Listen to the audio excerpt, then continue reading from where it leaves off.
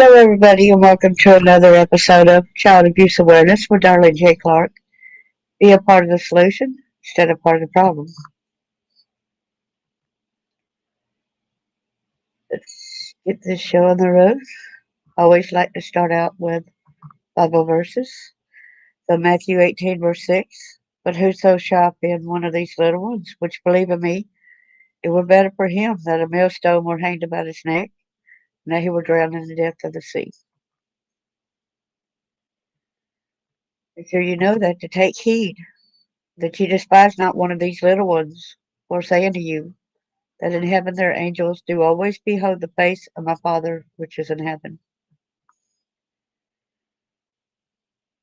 Since we're going over familial child trafficking, fathers, do not embitter your children, or they will become discouraged. Copyright disclaimer under Section 107 of the Copyright Act of 1976. Allowance is made for fair use for purposes such as criticism, comment, news reporting, scholarship, and research.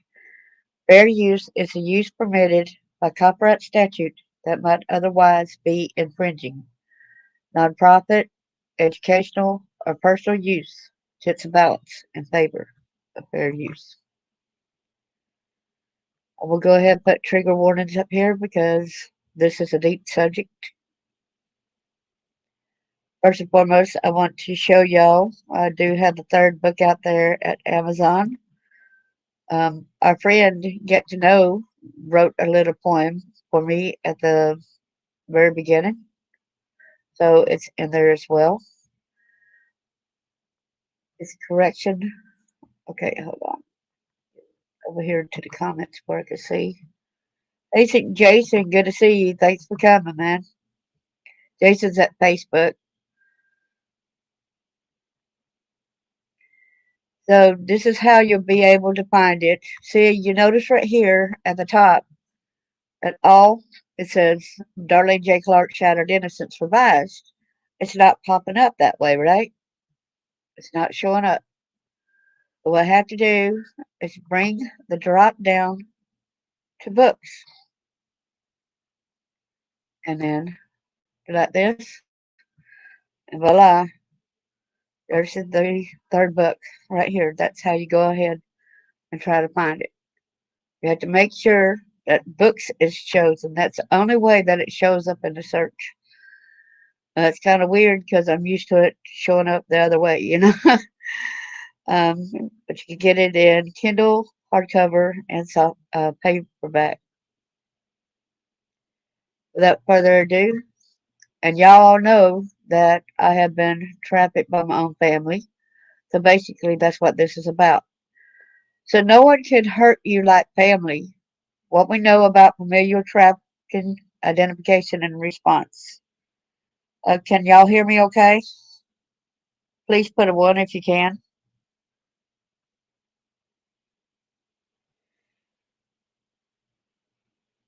While the anti-human trafficking field has largely focused on steps to prevent and respond to sex and labor trafficking, one type of trafficking, family. Thank you, Eric. Hello there, Al. Good to see you, Supper Al. Thank you. It said that like the familial trafficking can slip through the cracks and be overlooked by law enforcement, child welfare agencies, educators, and others. The Journal of Family Violence notes the familial trafficking occurs when a family member, a father, mother, sibling, grandparent, uncle, or aunt, or a guardian, a foster parent, or intimate partner of the parent, facilitates the trafficking. This can include when parents or other family members allow sexual offenders to sexually abuse a victim in exchange for money, drugs, or a place to stay, or when caregivers produce pornography of their children and sell, trade, or post the contents in exchange for money or other things of value. In some cases, the parent is not actively facilitating, but is still complicit in the trafficking. Megan Madamo, Executive Director of Advocating Opportunity, has worked with victims whose families are aware that trafficking is occurring but may ignore it for a variety of reasons. Parents may be complicit in the trafficking of their children. They may be reluctant to see or accept that their child is being trafficked, especially by a member of their own family. People may be also be trafficking victims themselves and see the situation as unavoidable, and they don't know what to do to help either with their own victimization or their child's. Additionally, familial trafficking can occur when minors are forced to engage in labor, sexualized or not, and the monetary proceeds are taken by the family member. For example, a parent may force their underage child to work at a strip club, or a foster parent may force their child to work on a farm with the wages going to the parent. One time, when I was after my divorce and everything, my boyfriend was fixing to have his property confiscated, and so he was going to move with his daddy, and then I was going to end up going to my sister Mary's. And here I am as an adult, and I said, well, if I get a job or whatever, I'll be able to save up for my own car. Da da da. No, she said, we're going to take all your money. So in a way, she was going to be exploiting me in some of the ways where she got 100% of the proceeds, even as me as an adult. And I'm sure there are even adults in these situations where the family still tries to take 100% of their assets and that's not good. They're not able to take care of yourself because they're taking all the funds from you. But y'all know that my own family started, they groomed me and everything first.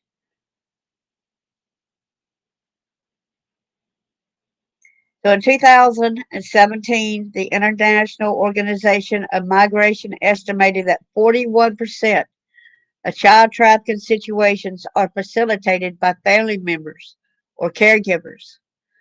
A study by the Polaris Project of 457 trafficking survivors found that 37% of respondents experienced familial sex trafficking. It is not only children who are at risk. Family members and guardians can also take advantage and exploit individuals with disabilities and other vulnerable adults, as I just got there saying, right? In 2007, okay, we did that. While researchers and anti trafficking stakeholders acknowledge that familial trafficking occurs, this form of trafficking is less publicized than others. Media reports, victim services, and law enforcement cases typically center on boyfriends, pimps, and strangers as traffickers. Even awareness campaigns are typically not geared towards outreach to familial trafficking victims. So here's the identification of familial trafficking. While their familial trafficking may be more common than generally thought, it can be difficult for anti trafficking stakeholders to identify and respond to this type of trafficking. Many screening tools used by victim service providers and law enforcement officers do not include questions specific to familial trafficking and are not validated by familial trafficking survivors to allow for the identification of this type of victim. Did y'all see that? They do not ask the right kind of questions to be able to identify this happening. In fact, an article in the Criminal Justice Review notes that justice professionals themselves have spoken to the lack of training on this type of trafficking, which can also lead to less identification. In familial trafficking, the trafficker may be grooming and trafficking the victim at a much earlier age than in other types of trafficking, as Shared Hope International notes. The abuse can be generational and normalized due to their young age. Victims may not even be aware that they are victims and may not see the exchange of money or things of value. If reported, their experience may be misidentified as slowly child sexual abuse or other crimes. See, I didn't even know that I was sex trafficked until that state trooper, when I went to do genealogy at the Huntsville Library in Huntsville, Alabama. Um, I had called him on the landline and said, let's meet up there. Let's talk about the family tree because he had a family name in common. And right when I got my purse sat down on the table, I did not even get seated. And he goes, I remember you. I said, from where? He said, my dad had over 400 pornos and you were in the majority of them. I said, do what? And I fell. I fell backwards. I could not believe it. I would have loved to walk away, but my body would not let me walk away. And it was so disgusting to have to sit there with this predator who also said, and I enjoyed doing you when you were a kid too. And I'm like, do what? And I knew his daddy had been deceased by this time. And so I said, I hope that since your daddy is dead, that you disposed of all these pornos. And he said, no. He said his daddy had a buddy that loved to sit down with him and watch these child pornos. So he gave the majority to him. And this was an Alabama state trooper, everyone. What do we do when their own law enforcement people do nothing, right? When they're the predators themselves. It's pretty scary. So the abuse can be generational and normalized due to their young age. Victims may not even be able. And yeah, I thought it was normal. I thought everything was normal. I really did not know that they were doing all this and selling me and getting money. And it was like a slap in my face. I've seen some that has phone numbers. I think that's fishy along the road. Yeah, it probably is. A moral so low, I don't think parents realize they are grooming their children now. Well, I think they do realize it, but one thing I notice about parents, they're not getting involved in their children's lives today. They want to stick them with them electronic. They don't want to sit out and go on, let's say, go for walks out in nature, teach them to hunt, teach them to fish, teach them, just go for nature walks, enjoy life, not just sitting behind the TV screen or playing video games. Get more involved with their children's lives. Teach them that there's more to life than just electronics. Teach them um, that it's important, and appreciate everything that you do get because it can easily be taken away. A lot of different things.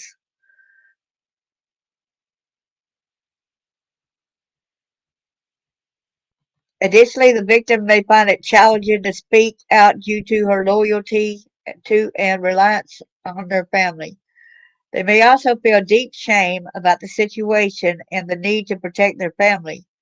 Victims may also fear what will happen once they report a family member, since the common approach is to permanently separate the victim from the offender. Given this alternative, many victims choose to stay with what they know. This can make them uncooperative witnesses in some cases. They may refuse to participate in interviews or recant testimony. One study in the Criminal Justice Review found that the most prominent and consistent factor in domestic minor familial sex trafficking cases was that juvenile witnesses and their family members were uncooperative to the investigative process. Of course, because you're with them 24/7 just about, and the threatening of the child. What are you going to do? Nobody. And then there's been times when you trust some people, but they end up saying, don't you dare tell another soul because we'll end up arresting you instead of your parent. Do what? Excuse me? When you go like this and you try to tell and it gets swept under the rug, and then you're all the time hearing and knowing that these families have groomed you and there's so much violence going on. There's so many times they won't feed you or do different things that's necessary. They'll neglect you and they'll teach you that if you need to do what we say or else. Like my dad used to shoot at me with a shotgun too. That was one of his games. So yeah, I was very afraid of my family. The indicators for familiar trafficking other than other types of human trafficking, and it can be difficult to find common indicators among victims of familiar trafficking. One study in the Journal of Crime and Justice found that juvenile familiar trafficking victims were less likely to run away, 69% versus 92%. Let me see there. And less likely to use drugs and alcohol, 56% versus 81% than juveniles exploited by non-family members. The same study found that some familiar trafficking victims may develop educational or social delays, post-traumatic stress disorder, psychological disorders, and other issues that educators and others may pick up, while other familiar trafficking victims may excel in school. And at times, they get you to, you will dissociate during a lot of this victimization as well. Family members also sleep with all ages and sleeping in family bed. Wow. Trying to explain how they are setting the kids up. Exactly. They got to learn to be sitting around. Good afternoon, Randy. Good to see you too. Yeah, it is not good to have your kids laying in there.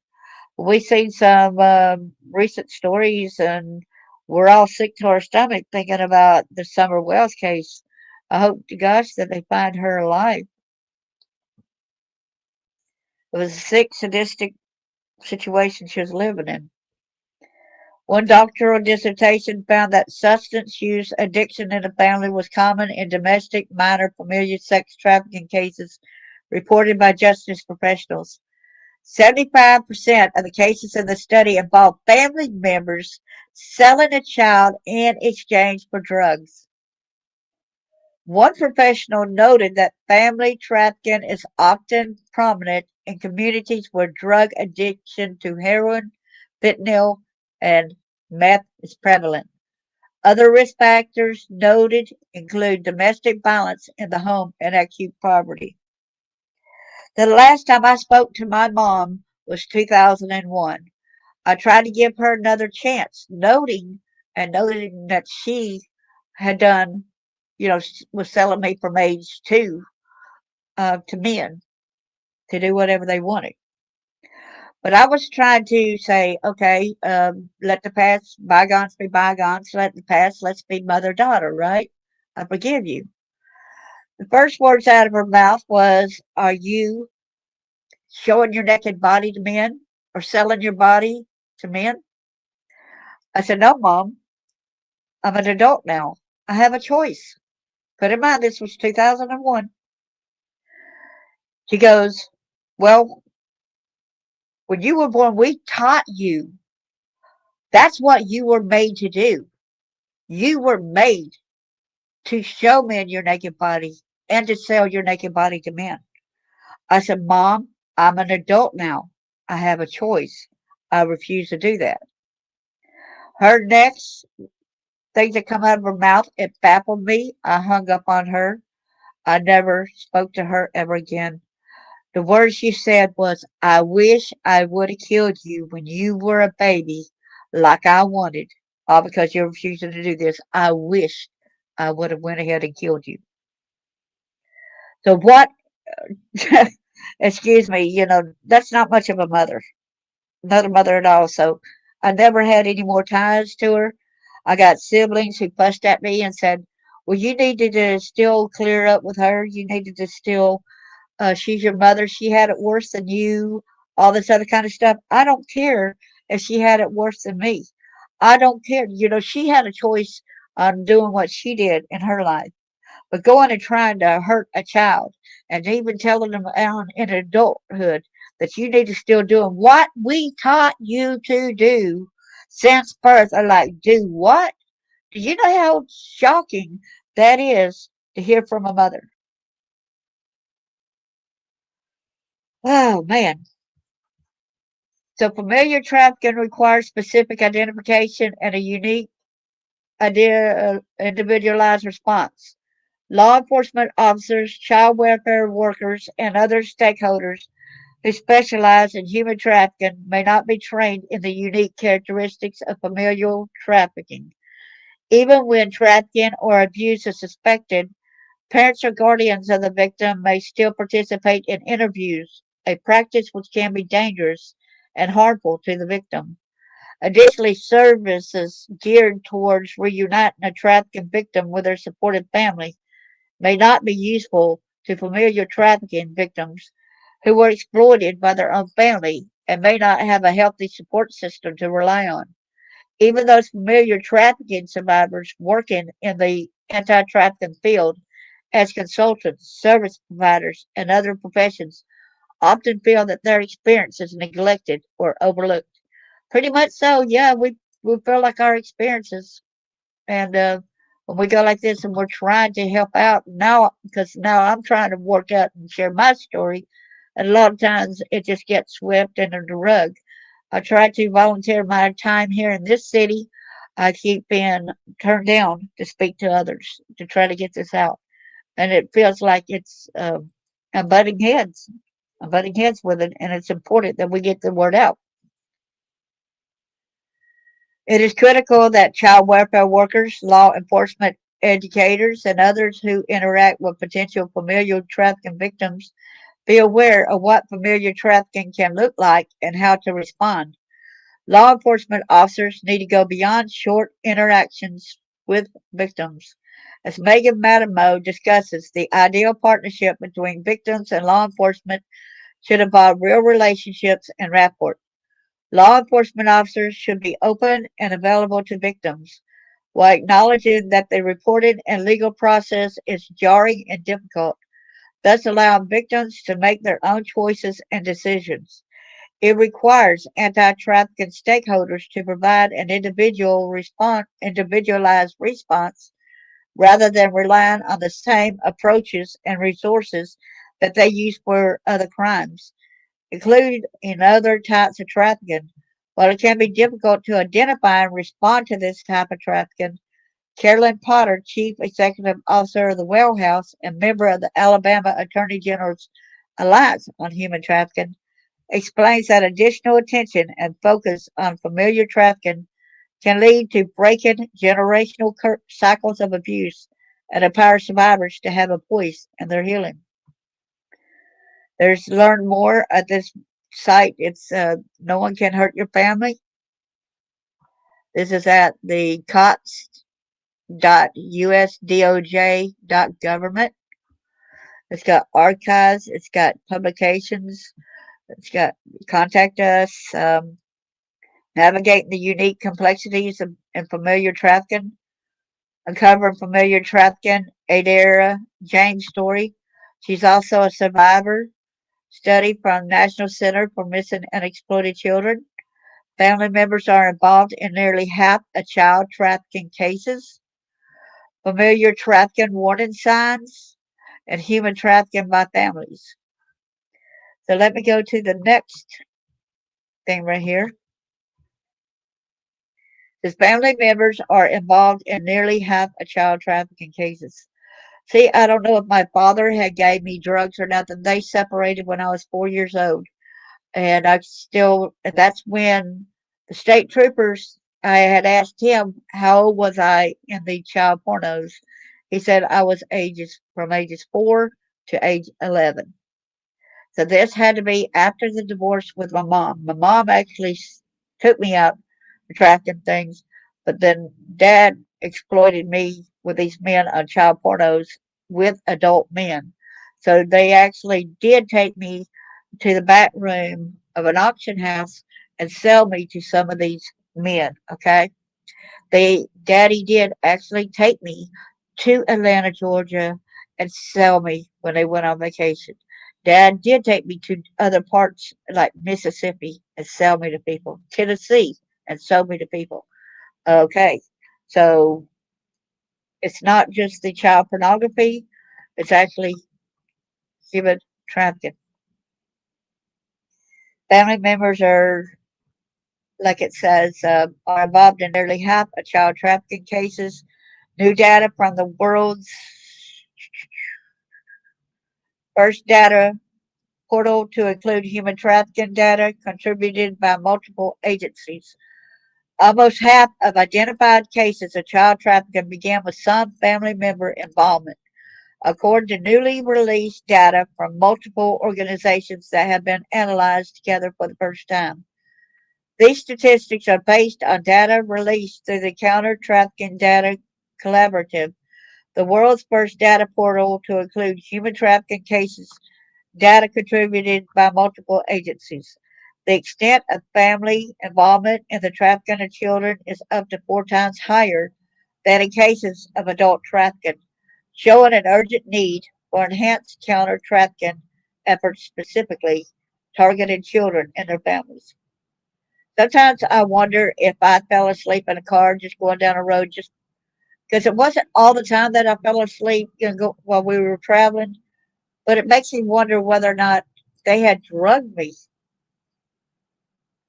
just because I would fall asleep so easily once we got in a vehicle. It's kind of weird. Human trafficking of children, key statistics. Recruitment into trafficking, family, relative, 41%. Intimate partner, 14%. Friends, 11%. Other, 34%. Gender, 66% are female. Okay, so now we're going to the main sectors of forced labor: begging, 19%, domestic work, 18%, hospitality, 8%, illicit activities, 6%. Main methods of control: psychological, 24%, physical, 16%, sexual, 10%, psychoactive substances, 9%. There's an exploitation type: 31% are trafficked for forced labor. But of course, some of the forced labor can also be labor plus being sexually exploited as well. 58% are trafficked for sexual exploitation. Remember, these are just the numbers of the ones that they know the case is about. There are lots and lots of other cases that are not out there. Profile of trafficked children where family played a role. Means of control. Hey there, get to know. Good to see you there. Means of control. Yeah, I was telling them about, my book, Get to Know, and that you got an excerpt in my book. And I thank you for writing that for me. Thank you so much. Means of control: 51% controlled through psychological abuse, 33 controlled through physical abuse, 19% controlled through sexual abuse. One bar is 10%. Okay.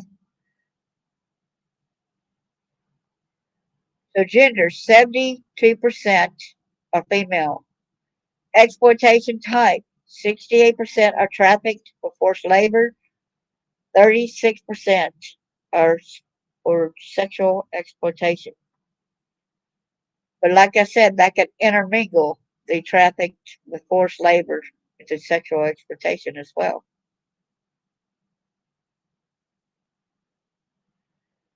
Key statistics at a glance. The extent of family involvement in the trafficking of children is more than 4 times higher in cases of adult trafficking, where family members are involved in 9% of adult cases. The role of people who were considered friends by the victim is also important in the initial phases of trafficking for both children.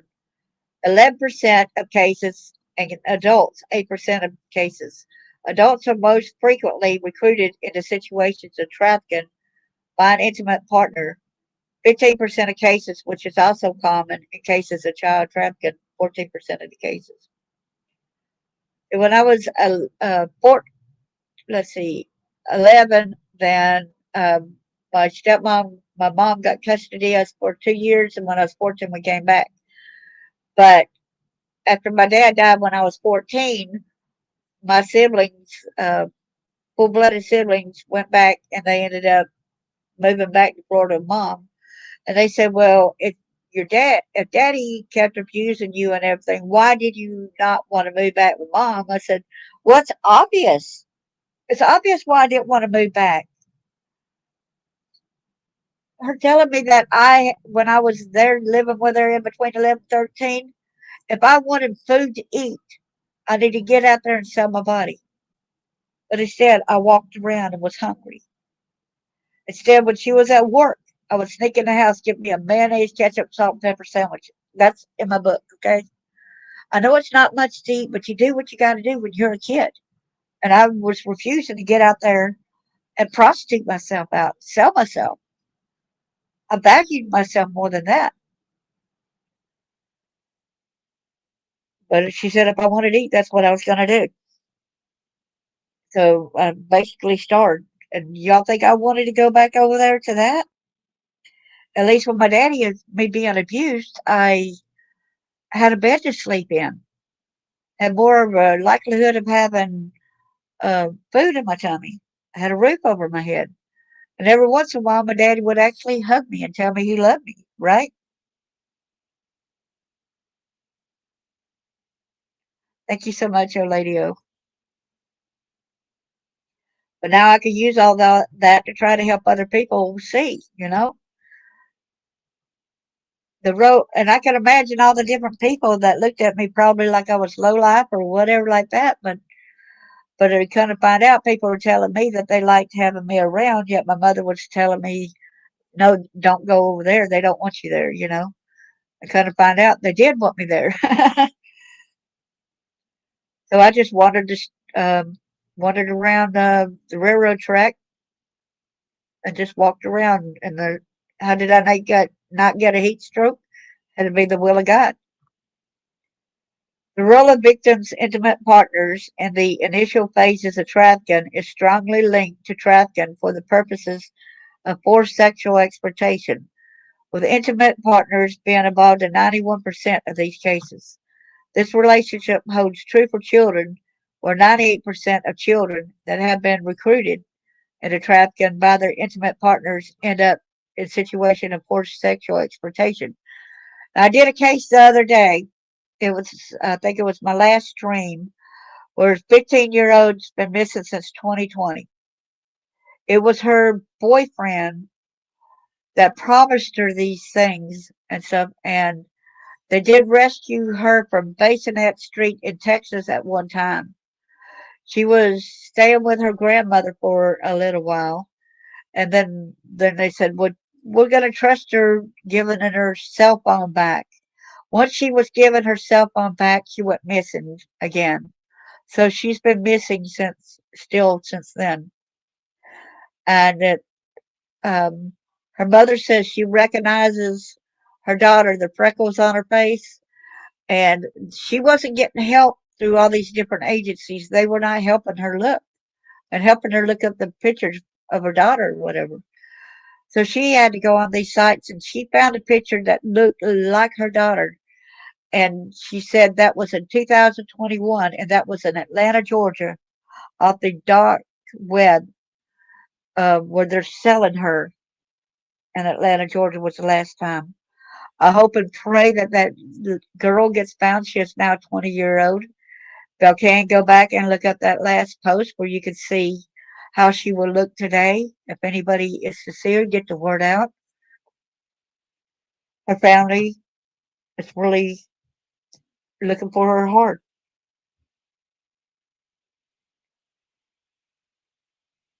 Yes, you're right. Thank you. Thank you. He's a good God. And some of the times I did see him around and know that I was loved by God. It's kind of weird. Families are also more likely to be involved in trafficking of boys, 61% of cases, than girls, 46% of cases. Child trafficking cases that begin with family members' involvement are less likely to be cases of trafficking for the purposes of sexual exploitation. 36 are sexual exploitation cases compared with other cases of child trafficking Well, the initial stages of trafficking do not involve a family member, 84% sexual exploitation cases. More than half of children, 54%, are trafficked for sexual exploitation, while only a third are trafficked for forced labor. Victims of labor exploitation are most commonly forced to beg. 19% of child trafficking cases undertake domestic work. 18% of child trafficking cases or work in the hospitality sectors. 18%, 8% of child trafficking cases. Boys are more likely to be forced into begging or peddling, while girls are more commonly trafficked into domestic work, to a lesser extent begging. In contrast, adults are more frequently trafficked to work in the construction and agriculture sectors. I remember I was starving and I went to a grocery store, a little bitty uh, grocery store. I can't even remember what the name of it, junior food store. And my sister started putting food all in my pockets and putting food in my sister's pockets, my twin sister and hers. Well, they went ahead and went out the door, but I put everything in my pockets back. I wasn't about to steal. No matter how hungry I was not going to give in to stealing, right? That's not me. I wasn't going to do that. I knew that that guy up there that's working, he's a clerk. He's trying to work for a living. I, you know, I was not, no matter how hungry I was not going to starve. I mean, I was not going to steal. Sorry. I was starving, but yeah. But anyway, then I walked up to him and I said, "I'm sorry. I put the things back, but she put in my pocket." He said, "Well, you know what? You're welcome anytime you want to come back in the store, but your siblings aren't." I hated telling on my siblings there, buddy. I hated doing it. But two wrongs don't make a right. The majority of children trafficked for sexual exploitation, 67%, are aged 15 to 17. During the trafficking process, children are more likely to report being coerced through physical, 16% of cases, sexual, 10% of cases, or psychological abuse, 24%. While adults are more likely to be unable to walk away from situations due to debt bondage, 17% of cases, and having their earnings confiscated, 35%.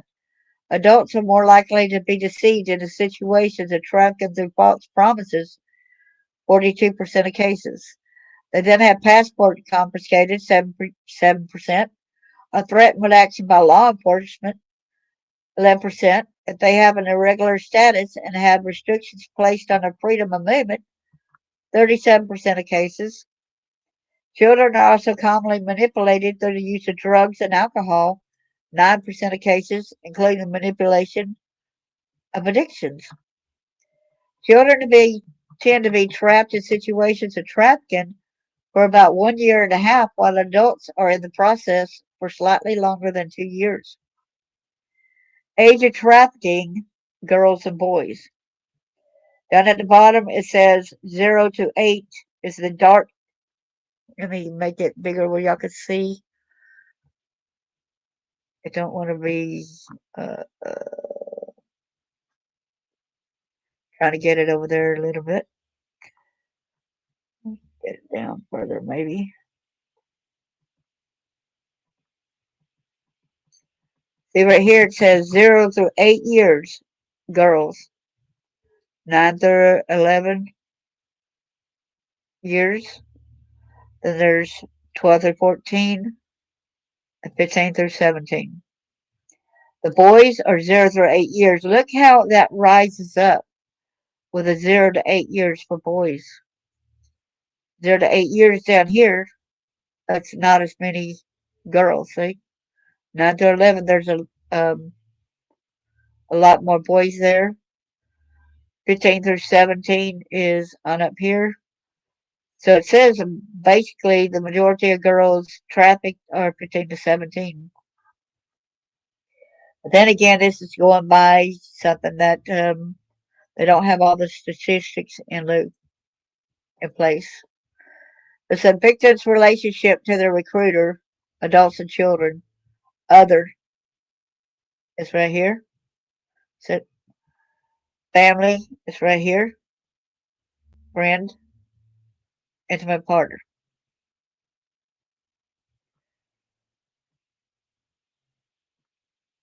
And one of the major hubs where my mama first showed me, and that was in Orlando, Florida.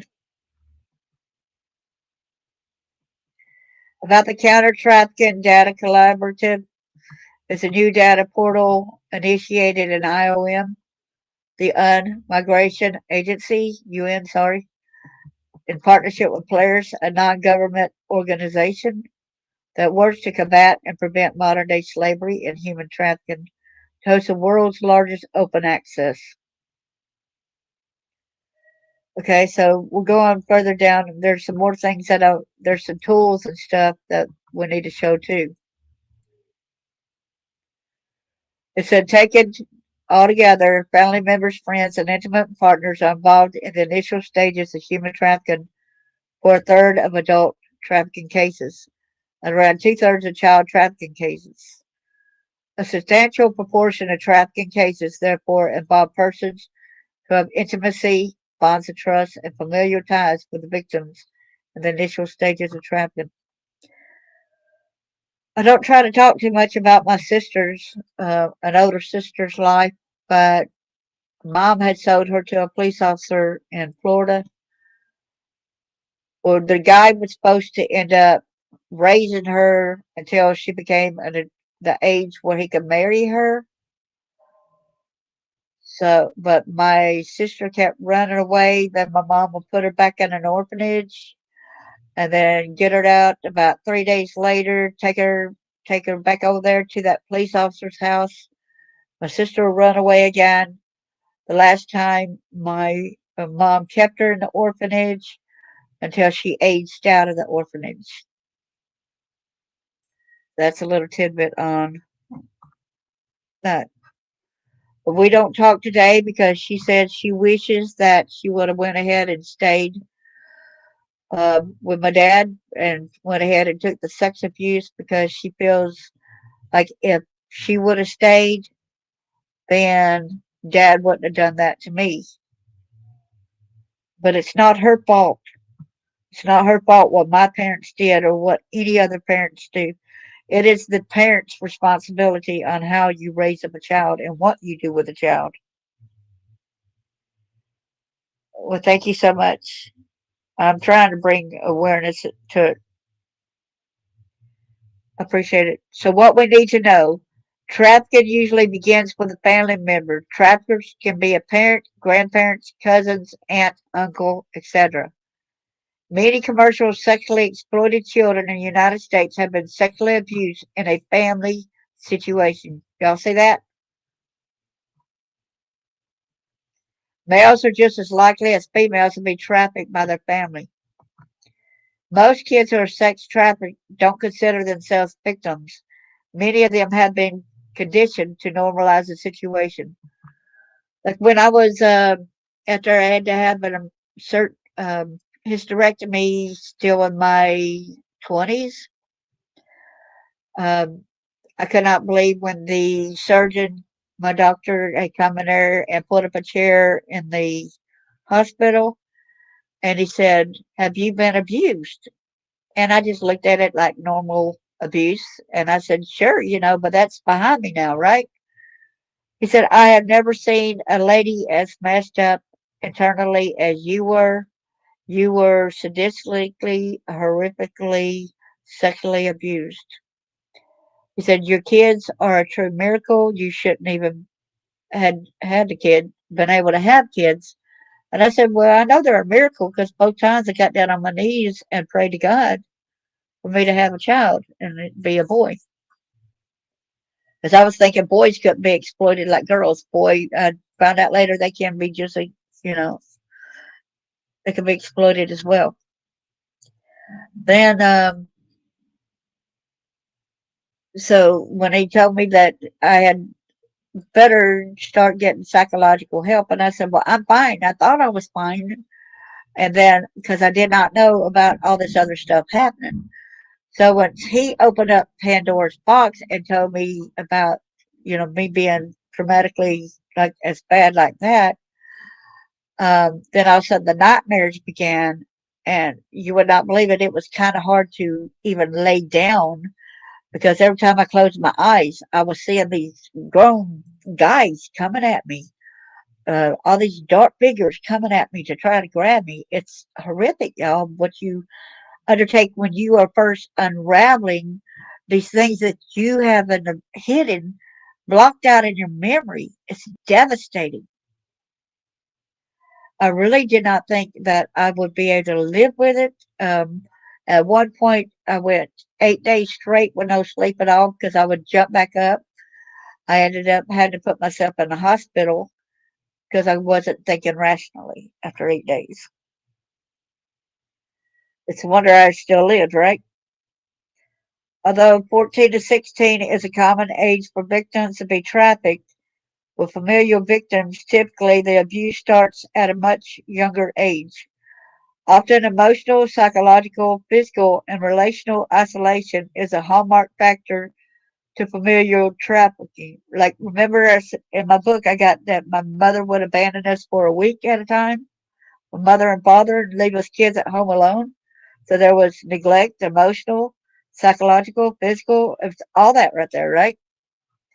Children come from many backgrounds. There is no standard socioeconomic situation, race, gender, creed, or religious indicator to predict who will be trafficked over another child in a family situation.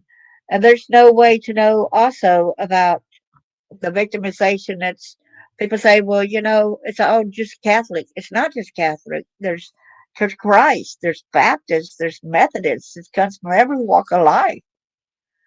It's just not one setting. It could be a rich person. It could be a poor person. It could be a middle class person that's involved in doing this to their children. It has no social economic. What we need to look for: poor mental health, abnormal behaviors, and lack of control. May be fearful, anxious, depressed, submissive, tense, or nervous, paranoid. Tries to please adults or get inappropriate attention from them. Tries to act older than peers or middle age. Oh man, but I can remember when I lived in Florida, I rather went and visited an adult rather than be with kids because I felt like I got along more with adults than I did kids my own age. I guess I had to mature a lot sooner, it just seemed like. So inconsistent behavior, frequent mood swings, behaviors that appear to be sexually promiscuous, may have vague answers, have been taught to hide secrets, may have non-evident injuries that affect physical activity, isolated and does not socialize normally with peers, poor communication skills, appears tired and unable to keep up in studies, is not allowed to or able to speak for themselves. A third party may insist on being present and or translating during school meetings, medical appointments, church, etc. Constant cover up for abusers, self shaming, blaming, lack of understanding and education about bodily functions, rape, incest, sexual abuse, may have poor hygiene, be unaware of body odor or common practices. It's written down to report a tip or connect with anti-trafficking services in your area. Contact the National Center for Missing and Exploited Children, 1-800-843-5678. If you have information about a missing child or suspected child sexual exploitation, call or report it or visit their website, cybertipline.com. National Human Trafficking Hotline at 1-888-373-7888. It's a national toll-free hotline available from anywhere in the country, 24 hours a day, 7 days a week, every day of the year. And to note, even if it's not sexual, you can also call 1-800, the number 4, the word a child. So let's go over this last tidbit. There is the Office to Monitor and Combat Trafficking in Persons, navigating the unique complexities in familial trafficking. The following is a product of the Human Trafficking Expert Consultant Network, funded by the TIP office. The purpose of this network is to engage experts, particularly those with lived experience of human trafficking, to provide expertise and input on Department of State and anti-trafficking policies, strategies, and products. The author has a range of expertise related to human trafficking, familial trafficking, marginalized communities, trauma and resiliency, education, and survivor leadership. Additionally, the author holds a master's degree in intercultural studies for children at risk and a bachelor's degree in education. A lot of us know that we cannot trust a lot of CPS.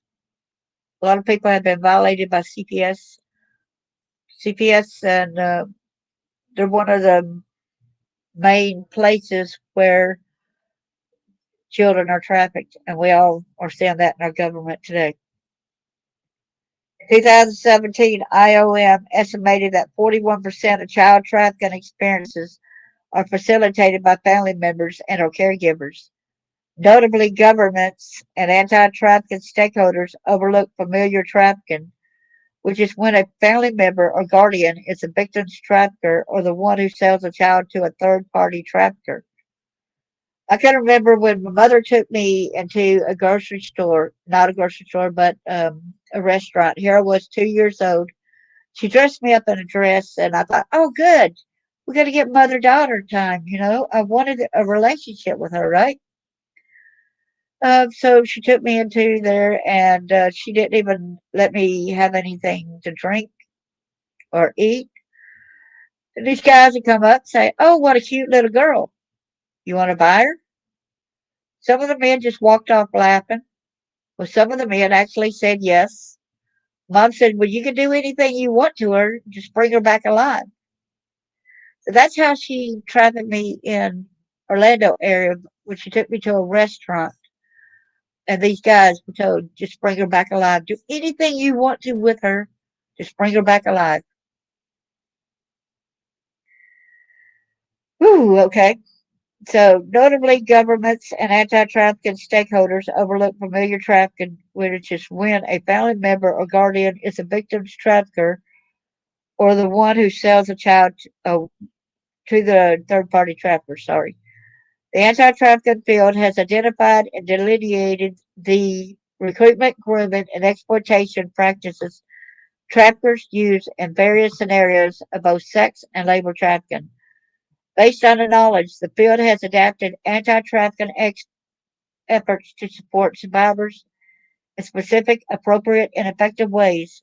However, familiar trafficking, which is unique and just beginning to be understood in the field, is difficult to identify because it takes place within family networks and victimizes children, many of whom are under the age of 12 and may not realize they are victims. Because of this, the indicators for familiar trafficking are different than indicators for other types of trafficking. I can remember when I had that memory of me being cut down there between my legs when Daddy used a knife. He went to the living room. This is hard to say, trigger warning, but he parted my legs and cut part of me off. Okay, so a couple years back, I went to a gynecologist and asked her, and she said, I only have a scar tissue of a tag on the outside of whatever, outside of my private area. So they cut the rest of it off with a knife on one side. I said, oh, geez, I went through another dark depression when I found out the extent of the damage which he done to me. And I had contacted a sister that's older than me before I ever moved to Tennessee, and she said that Daddy had came back with from Germany with a book on how to have sex with kids. They don't need to be have these type of books out there, y'all, on how to have sex with kids. It tells them how to do genital mutilations of the kids to make it easier access for these perpetrators, where a child's not going to be as damaged internally as that's their thinking on it, but they can still be exploited and exploited and exploited. But instead, the kid's going to be that much more damaged, not just psychologically. There's a lot of physical damage that goes on. And when a child is sexually traumatized, it does affect other parts of the body too. It affects the breathing, it affects the heart, it affects the lungs, it affects digestion. So, y'all, we got to protect our kids at all cost. I think I'll go ahead and stop sharing this. I think I've given out a lot of information for this. And y'all, please get the word out. It's not only traffickers you got to worry about, but look at what happened during COVID. Everybody had to stay at home. You're there still with the perpetrators who's victimizing you sexually. You're still right there, and you're still being sold, possibly, because they would still do things behind closed doors. So let's be a voice for the voiceless. And y'all remember to look for the signs when they are there's different sign language that where you put your thumb inside your hand, put your fingers down on top of that, you make a fist. So you go like that and you close it like that. When you see that wanted sign, it's help me. A lot of people say do not approach, but look at the case by case scenario. If it's in a situation where you can get the kid easily or call the police easily, do what you can to try to be a voice. Thank you all so much. I appreciate and love each one of y'all. And it is hard to get my story out. It's hard telling people these personal stories, but I feel like that I have to get it out there because it's not just me that's going through this. There are a lot of other kids that are suffering through. There's some kids that did not even make it through. I pray for them. I pray for them and pray for justice to be heard. And y'all heard that story I told the other day about that school teacher. She had 21 victims. All she had to pay for was 25 years. They went ahead and knocked some of the cases down where some of these victims are not going to get justice. They're not going to get, they were victims of that school teachers. So they cannot even get justice from it. They cannot, oh man, Tennessee, you need to step up to the plate. Thank y'all so much. God bless y'all. I will be a voice for the voiceless. And thank y'all for listening to me sounding off and getting us out there. God bless each and every one of y'all.